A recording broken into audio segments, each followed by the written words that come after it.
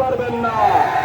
অতএব আপনাকে বলতে চাই, আপনাকে লাল কার্ড হলুদ কার্ড দেখিয়ে আমরা বলতে চাই, আপনি বন্ধ করুন এসব। আসুন সত্যের পথে, যেটি সত্যকে সত্য বলুন, মিথ্যাকে মিথ্যা বলার সাহস রাখুন।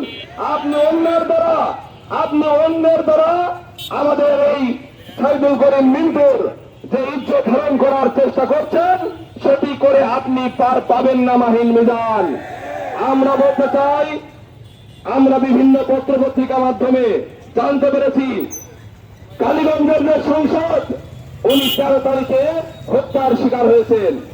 আমরা আবার পত্র পত্রিকার মাধ্যমে জানতে পেরেছি 15 তারিখে সেই আনারুল আজিমানের ফোন থেকে আমাদের প্রিয় নেতা এবং তার পিএস এর ফোন এসেছে।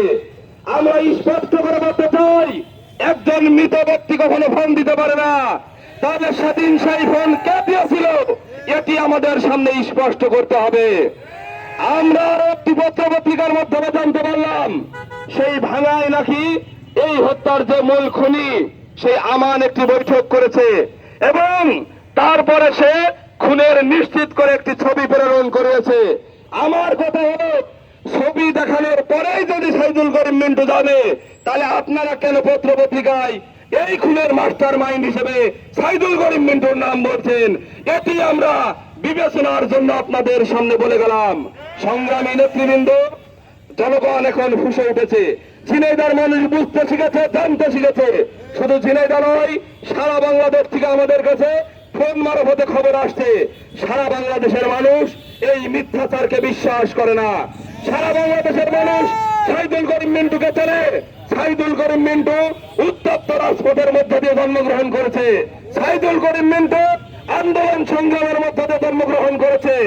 আমরা বলতে চাই, যতদিন আমাদের প্রিয় নেতা সাইদুল করিম মিন্টু আমাদের মাঝে ফিরে না আসবে, এইভাবে ঝিনাইদহের রাজপথে আন্দোলন সংগ্রাম চলবে। আমাদের কোনো উৎসব নেই, আমাদের কোনো সমৃদ্ধি নেই। আমরা রাজপথে দাঁড়িয়ে আন্দোলন সংগ্রামের মধ্য দিয়েই রাজপথের প্রিয় নেতাকে আমাদের মাঝে ফেরত আনবো। সংগ্রামী নেতৃবৃন্দ, আপনাদেরকে উদাত্ত আহ্বান রেখে বলতে চাই, আপনারা পাড়া মহল্লায় গণসংযোগ করুন, আমাদের প্রিয় নেতার সম্পর্কে আপনারা বলুন এবং মানুষের ভিতরে জনমত তৈরি করুন। আজকের এই মিছিলকে আমরা দীর্ঘ করতে চাই, সেই দীর্ঘতম মিছিলের নায়ক হবে সাইদুল করিম মিন্টু।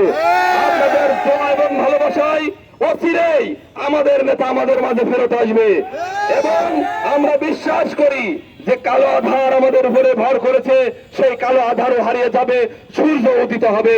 আমাদের প্রিয় নেতার জন্য আপনাদের কাছে দোয়া আছে, ভালোবাসা আছে। আমি আমার কথা শেষ করছি। সবাই ভালো থাকবেন, সুস্থ থাকবেন। জয় বাংলা, জয় বঙ্গবন্ধু।